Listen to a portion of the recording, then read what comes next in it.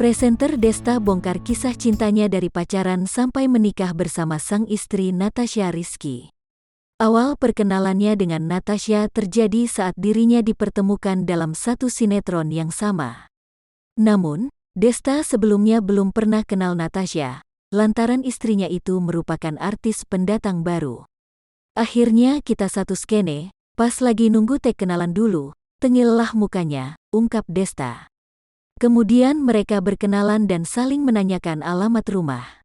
Desta akhirnya berhasil mendapatkan nomor telepon Natasha Rizky. Mereka kemudian memulai percakapannya melalui aplikasi BlackBerry Messenger. Masa lalu Desta dan Natasha Rizky terbilang seperti remaja di kota-kota besar pada umumnya.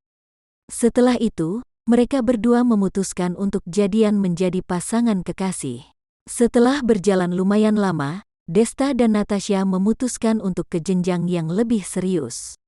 Tanpa sepengetahuan Natasha, Desta mendatangi ibunya Natasha untuk memohon doa restu.